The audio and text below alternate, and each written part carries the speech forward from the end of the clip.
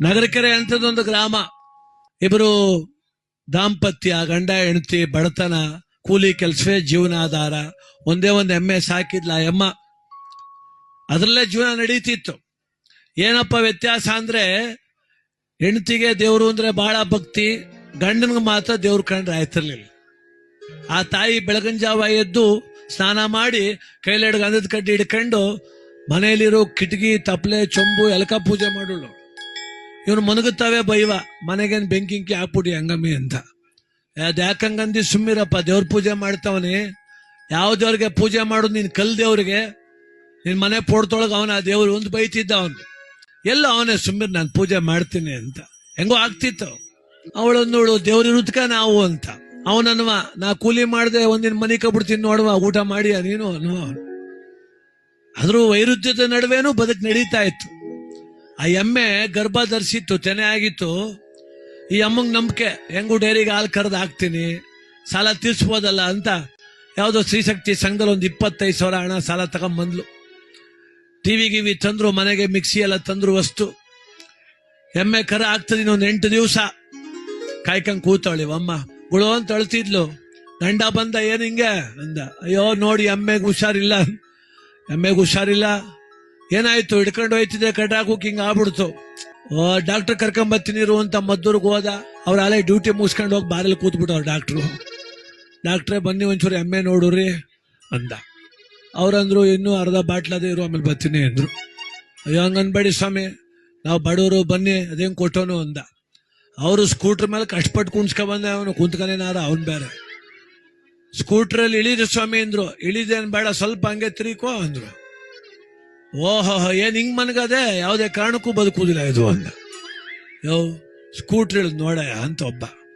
ಏನ್ ಸ್ಕೂಟ್ರ್ ಇಳಿ ಅಂತೀಯಲ್ಲ, ನನ್ನ ಸರ್ವಿಸಲ್ಲಿ ಇಂತ ಎಮ್ಮೆ 1000 ನೋಡಿ ನಾನು.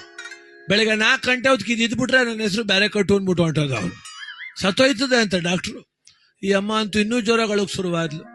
ಅವನಂದ, ಯಾಕೆ ಅಳ್ತಿ, ಸುಮ್ಮಿರೋ ಅಂದ. ಸುಮ್ನಿರು ಅಂತಿ ಕಣಪ್ಪ, 25,000 ಸಾಲ ಮಾಡಿವ್ನಿ, ತೀರ್ಸೋದು ಹೆಂಗೆ, ಸತ್ತೋಗ್ಬಿಟ್ರೆ ಅಂತ. ಈಗ ನಾನೇನ್ ಮಾಡಾನೆ ಅಂದ ಅವನು. ಏನ್ ಮಾಡುದು, ಡಾಕ್ಟ್ರು ದಿಕ್ಕಿಲ್ಲ ಅಂದ್ರೆ ದೇವ್ರೇ ದಿಕ್ಕು ಅಂದ್ಲ ಅವಳು. ಡಾಕ್ಟ್ರೇ ಸತ್ತೋಯ್ತದೆ ಅನ್ಬಿಟ್ಟು ಹೋಗೋರೆ, ದೇವ್ರ ಬೇರೆ ದಿಕ್ಕ ನಿನಗೆ ಅಂದ. ನನ್ ಮಾತು ಕೇಳು, ನಮ್ಮ ಮನೆ ದೇವ್ರ ತೃಪ್ತಿ ತಿಮ್ಮಪ್ಪ, ಅರ್ಕೆ ಕಟ್ಕೊಬಿಡು, ಎಮ್ಮೆ ಉಳಿಕತ್ತದೆ ಅಂದ್ಲ ಅವಳು. ಇವನಂದ, ಡಾಕ್ಟ್ರೇ ಸತ್ತೋಯ್ತದೆ ಅನ್ಬಿಟ್ಟು ಹೋಗೋರೆ, ತಿಮ್ಮಪ್ಪ ಬದುಕ್ಸನ ಎಮ್ಮೆಯ, ಹೋಗಿ ಕೆಲ್ಸ ನೋಡು ಅಂದ. ನಿಂದಮ್ಮ ನನ್ ಮಾತು ಕೇಳೋ, ಹೆಂಗಸ್ರು ಕಟ್ಕೋಕ್ಕಿಂತ ಗಂಡ್ಸ್ ಅರ್ಕೆ ಕಟ್ಕೊಂಡ್ರೆ ದೇವ್ರಿಗೆ ಇಷ್ಟವಂತ ಕಟ್ಕೋ. ಅವನು ಯೋಚನೆ ಮಾಡ್ದ, ಒಳ್ಳೆ ಚಾನ್ಸ್ ಇವತ್ತು. ಹೆಡ್ತಿಗೆ ಹೇಳ್ದ, ನೋಡು ಅರ್ಕೆ ಕಟ್ಕತೀನಿ, ಎಮ್ಮೆ ಬದುಕಿದ್ರೆ ದೇವ್ರು ಅವನೇ ಅಂತ, ಸತ್ತೋದ್ರೆ ದೇವ್ರಿಲ್ಲ ಅಂತ ನೀನ್ ಒಪ್ಕೋಬೇಕು.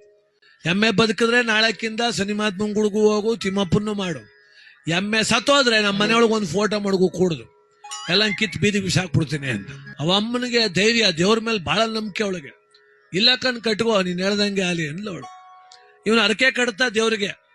ತಿಮ್ಮಪ್ಪನ್ ಕೈ ಮುಗಿದ್ಬಿಟ್ಟ. ತಿಮ್ಮಪ್ಪ, ನಮ್ಮ ಮನೆ ದೇವ್ರೆ, ನನ್ನ ಜೀವಮಾನದಲ್ಲಿ ಮೊದಲ ಬಾರಿ ನಿನ್ ಕೈ ಮುಗಿತಾವನು. ನಮ್ಮ ಎಮ್ಗೂ ಸಲ್ದೆ ಮನಗದೆ. ಬೆಳಿಗ್ಗೆ ಹೊತ್ತಿಗೆ ಎಮ್ಮೆ ಹುಷಾರಾಗಿ ಎದ್ದು ನಿಂತ್ಕೊಬಿಟ್ರೆ, ಈ ಕರಾವ್ ಪೂರ್ತಿ ಕುಡ್ಕೊಂಡು ಸಾಲ ತೀರ್ಸ್ಕೊಂಡು ಮುಂದಿನ ಸತಿಗೆ ಎಮ್ಮೆ ತೆನೆ ಆದ್ರೆ ಎಮ್ಮೆ ದುಡ್ಡ ಪೂರ ತಂದು ನಿನ್ ಉಂಡಿಗೆ ಹಾಕ್ಬಿಡ್ತೀನಿ, ಕೆಪಾಸಿಟಿ ಇದ್ರೆ ಬದುಕ್ಸು ಅಂದ್. ಅವ ಅಮ್ಮಂದ್ಲು, ಏನ್ ಜಗಳ ಕಾಯ್ತಿದ್ಯೋ ಅರಕೆ ಕಟ್ಕತಿದ್ಯೋ ಅಂದ್ಲು. ಹೆಂಗ್ ಕಟ್ಕೊಂಡ್ರೆ ಏನ್ ತಿಮ್ಮಪ್ಪೇನ್ ಹಿಂಗೆ ಕೇಳು ಅಂತ ಹೇಳವನ. ಇದ್ರೆ ದೇವ್ರು ಬದುಕಿಸ್ತದ್ ಬಿಡು. ಹೋಗಿ ಮನಿ ಕಂಡ ರಗ್ಗೋಸ್ಕಂಗ್ ಹೊರ ನಿದ್ದೆ ಮಾಡ್ತಾವನೆ. ಇವಮ್ಮಂಗ್ ನಿದ್ ಬರಲ್ತು ಪಾಪ, ಏನಾಗೋಯ್ತು ಎಮ್ಮೆ ಅಂತ. 2-3 ಸಲ ಎದ್ದೆದ್ ಬಂದ್ ನೋಡ್ಲು, ಹಂಗೆ ಮನಗಿತ್ತು. 4:15 ಮೊಬೈಲ್ ಬ್ಯಾಟ್ರಿ ಹಾಕ ಬಂದು ನೋಡ್ತಾಳೆ, ಎಮ್ಮೆ ಕರ ಹಾಕ್ಬಿಟ್ಟು ಎದ್ದು ನಿಂತ್ಕೊಬಿಟ್ಟದೆ.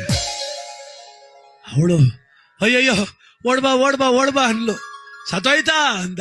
ಮನಕನಾಗ ಯಾಕೆ ಸತ್ತೋದ್ ನೋಡು ಹೆಂಗ್ ನಿಂತದೆ ಅಂದ. ಪರಗಿಲ್ಲ ಕಣಮ್ಮೆ, ತಿಮ್ಮಪ್ಪ ವೆಟರ್ನರಿ ಡಾಕ್ಟ್ರು ಕೆಲಸನೂ ಮಾಡಾಕ್ಬಿಟ್ಟವನೆ. ಆಯ್ತು ಬಿಡು, ಅಚ್ಚು ಇನ್ನೆಡ್ಗೆ ಅನ್ಕಡ್ಡಿ ಅಂದ. ಏನೋ ಆಯ್ತು ಜೀವನ. ಆ ಡೈರಿಗೆ ಹಾಲು ಕರೆದು ಹಾಕ್ತಾರೆ. ಇವರ ದೃಷ್ಟಕ್ಕೆ ಸರ್ಕಾರದ ಪ್ರೋತ್ಸಾಹಧನ ಎಲ್ಲ ಬತ್ತು.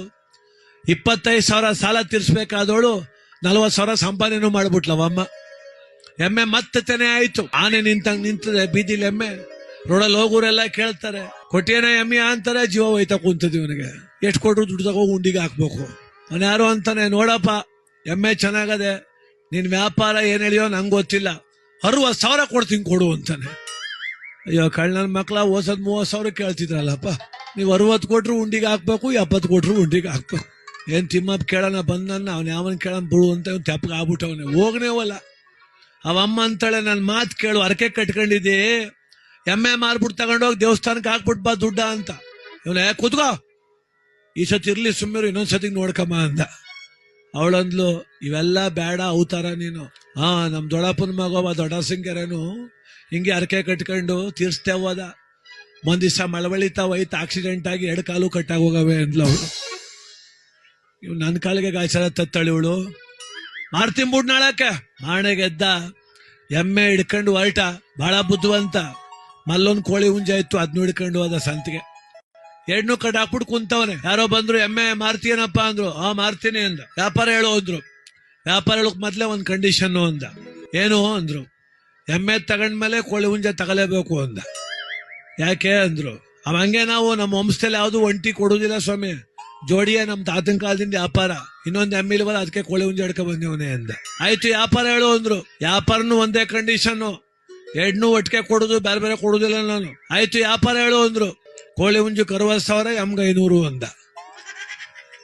ಅವನಂದ, ಅಯ್ಯೋ ನಿಂಗೇನ್ ತಲೆ ಕೆಟ್ಟೋಗಿದ್ದು ಹೆಂಗಪ್ಪ ಅಂದ. ನಂಗ್ ತಲೆ ಕೆಟ್ಟೋ, ರಿಪೇರಿ ಮಾಡಿಸ್ಕೊಂಡಿದ್ದ ನಿನ್ನ, ನಾನು ಬೇಕಾದ್ರೆ ತಗೋ, ಬೇಡದಾರ ಹೋಗು ಅಂದ. ಅಯ್ಯೋ ಯಾರ ಕೋಳಿ ಹುಂಜು 60,000 ಕೊಟ್ಟಾರ ಅಂದ. ಎಮ್ಮೆ 500 ಕೊಡ್ತಿಲ್ವಾ ನಾನು ಅಂದ ಅವನು. ಅವನ್ಯಾರು ಅಂದ, ಇದು ಒಳ್ಳೆ ನ್ಯಾಯವೇ. 2 ತಗೋಬಿಡ್ಲ, ಆಯ್ತಲ್ಲ ಅದಕ್ಕೆ ಅನ್ಲ. ಎಮ್ಮೆ 60,000 ಬಾಳ್ತದೆ, ಕೋಳಿ ಹುಂಜು 500 ಬಾಳ್ತದೆ, ನಮ್ಗೆ ಯಾಕೆ 2 ಹಿಡ್ಕೊಬಿಡು ಅಂದ. ಆಯ್ತು ಕೊಡಪ್ಪ, 60,500 ಕೊಡ್ತೀವಿ, 2 ಕೊಟ್ಬಿಡು ಅಂದ್ರು. ಒಟ್ಟಿಗೆ ಕೊಡ್ಬೇಡಿ ದುಡ್ಡ, ಬೇರೆ ಬೇರೆ ಕೊಡ್ರಪ್ಪ, ದೇವ್ರ ದುಡ್ಡು ಅದು ಅಂದ. ಮೊದ್ಲು ಕೋಳಿ ಹುಂಜದ್ ಕೊಟ್ಬಿಟ್ಟು 50,000 ಅಂತ ಈ ಚಡಿ ಜಾಬ್ ಮಾಡಿಕೊಬಿಟ್ಟ. ಎಮ್ಮೆ ದುಡ್ಡು ಮಾತ್ರ ಎಲ್ಲಡಕೆ ಮೇಲೆ ಮಾಡ್ಬಿಟ್ಟು ಕೊಡಪ್ಪ ಅಂದ. ಆಯ್ತು ಅಂತ ಅವ್ನು ಎಲ್ಲಡಕೆ ಬರೇ ತಂದ. ತಗೋ ಎಮ್ಮೆ ದುಡ್ಡು ಅಂದ. ಹೊಸಿ ಜೋರಾಗಿ ಹೇಳು, ತಿಮ್ಮಪ್ಪನ್ ಕೇಳಿಸ್ಬೇಕು ಅಂದ. ಎಮ್ಮೆ ದುಡ್ಡು 500 ಅಂದ. ಕೇಳಿಸ್ಕೋ ತಿಮ್ಮಪ್ಪ ಅಂದ ಅವನು. ತಿಮ್ಮಪ್ಪ ಕಾಯ್ಕ ಕೂತವನ್, ಎಮ್ಮೆ ದುಡ್ಡು ಬರ್ತದೆ ಇವತ್ತು ಅಂತ. ಬೆಟ್ಟ ಹತ್ತೋಗಿ ಕೈ ಮುಗಿದು, ತಿಮ್ಮಪ್ಪ ಹೋದವ್ರ ಸಾರಿಗೆ ಕಟ್ಕೊಂಡಿದ್ದೆ, ಎಮ್ಮೆ ದುಡ್ಡು ನಿನಗೆ ಅಂದಿದ್ದೆ, 500 ರೂಪಾಯಿ ಮಾರಿನ ಕಣಪ್ಪ ನನ್ನ ದಿವಸ, 1 ರೂಪಾಯಿ ಬೇಕಾಗಿಲ್ಲ. ಕೋಳಿ ಹುಂಜುದ್ ನನಗೆ, ಎಮ್ಮೆ ದುಡ್ಡು ನಿನಗೆ ಅಂತ ದಡಾರ್ನ ಹಾಕ್ಬಿಟ್ಟು ಹೊಂಟು ಬಂದ. ತಿಮ್ಮಪ್ಪ ನಿಂತುತ್ತವೆ ಬೇವ್ತೋಗ್ಬಿಟ್ಟ. ಎಂತ ನನ್ನ ಮಕ್ಕಳ ನೀವು, ನಾನೇ ನಾಮಕ್ ಒಡೆಯ ಅಂದ್ರೆ ನನಗೆ ನಾಮ ಇಕ್ಬಿಟ್ಟಲ್ಲ, ಸುತ್ತಿ ಬಳಸಿ ನೀನು ಅಂತ ಬುದ್ಧಿವಂತರು ನಾವು. ಬುದ್ಧಿ ಕೊಟ್ಟವನಿಗೂ ಬುದ್ಧಿ ಅದೇ ಯೋಚನೆ ಮಾಡಬೇಕು. ನಮ್ಮ ಅತಿ ಬುದ್ಧಿ ಅನರ್ಥಕ್ಕೆ ಕಾರಣವೇ ಆಗ್ತದೆ ಹೊರತು ಅಭಿವೃದ್ಧಿ ಕಾರಣ ಆಗುವುದಿಲ್ಲ. ಜ್ಞಾನ ಅಡ್ಡದಾರಿಲಿ ಉಪಯೋಗಿಸೋ ಬೆಲೆ ಅಲ್ಲ.